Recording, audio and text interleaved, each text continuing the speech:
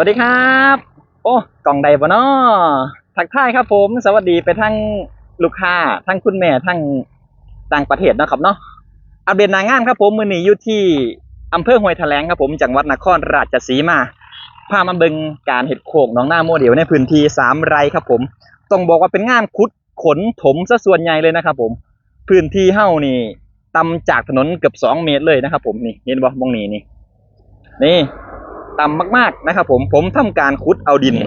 จากพื้นที่ข้างหลังนะครับผมจากพื้นที่ซ่าข้างหลังมาถมเป็นโคกมองอยู่อาศัยทั้งนาตรงนี้ถมขึ้นมาสูงประมาณ1 เมตร 80 เซนนะครับผม1 เมตร 80 เซนเพื่อที่สิหนีน้ำท่วมตรงนี้เป็นทางติดหมู่บ้านครับผมมีหอดซ่าเก่าให้แก่พุ่นรถไถดันดินอยู่ทวนอยู่ทั้งพุ่นนะครับผมอ่ะสิพาไปเบิ่งสลับกันกับผามุมสูงอันนั้นเนาะครับเนาะฝนเกิดตกนะครับผมก่อนทีมงานสิมาลงงานแค่มือเดียวนะครับผมก็เลยผิดแผนอยู่หน่อยนึงอาจจะเฮ็ดให้งานตะกุกตะกักติดลมติดหนืดอยู่ดันโอ้เบิดทุกอย่างนะครับผมมีความลำบาก แต่ว่าสู้คือเก่าครับผมบ่ใช่ปัญหาสำหรับทีมงานเฮ็ดงานได้ครับผมแต่อาจจะล่าช้าหน่อยนึงแล้วก็เปลืองน้ำมันหน่อยนึงนั่นก็คือความเสี่ยงของผู้รับเหมาที่เฮ็ดงานหน้าฝนเนาะครับเนาะนี่เอ้าสิพายางไปเทิงๆครับบัดนี้นี่คือพื้นที่ที่เป็นสระนะครับผมเบิ่งความลึกสระครับเลิกบ่พี่น้องว่า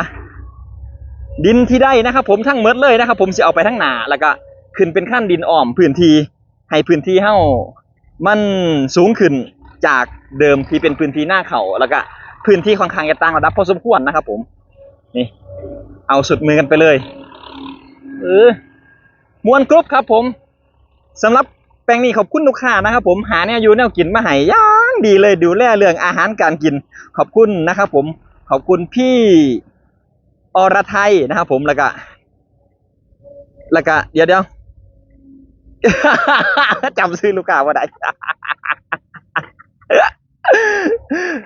มันทุรสโอ้ยจำบักโดนสิจำผิดกับมายุราอยู่เรื่อยมันทุรสนะครับผม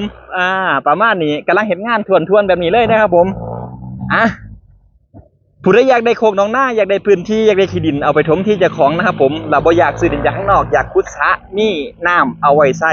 มีแหล่งน้ำเอาไว้อยู่ไว้กินไว้เลี้ยงปลานะครับผมสามารถติดต่อสอบถามลุ้นเข้ามาได้ครับผม062-194-5698เบอร์โทรเบอร์เดิมคลิปนี้สิแทรกภาพมุมสูงให้พี่น้องเบิ่งนำเด้อครับเด้ออาจจะตัดสลับไปสลับมามันยังสิเห็นภาพร่วมกันว่าที่แปลงนี้เป็นจังไดนะครับผมนี่คือวิธีการเฮ็ดงานเฮานะครับผมก็จะประมาณนี้เนาะแล้วจะเสร็จจากแปลงนี้ครับผมเจอกันที่จังหวัดอุดรธานีอำเภอสร้างคอมจังหวัดอุดรครับอีกประมาณ7 วันนะครับผมเจอกันตั้งพุ่นละฝนฟ้าจะพึ่งมากวนเด้อเทวดาเอ้ยให้คอยเห็นงานก่อนให้คอยหาเงินใส่ค่างวดก่อนจักหน่อยนึงเนาะประมาณนี้ครับผมไปแล้วครับผมเจอกันใหม่คลิปหน้าครับผมขอบคุณที่ติดตามรับชมขอบคุณทุกเสียงทุกสายที่กดไลค์กดแชร์กันเขามาให้นำนะครับผมหวังว่าคลิปนี้สิเป็นประโยชน์สำหรับลูกค้า ทุกคนทุกท่านเนาะครับเนาะอยู่ทางไกลก็สิได้เบิ่งวิดีโอพายางอ้อมแปลงให้เบิ่งเลยว่าการเฮ็ดงานเป็นแบบนี้นะครับผมนี่เอาประมาณนี้เลยชัดเจนโอเคครับไปแล้วครับผมสวัสดีครับ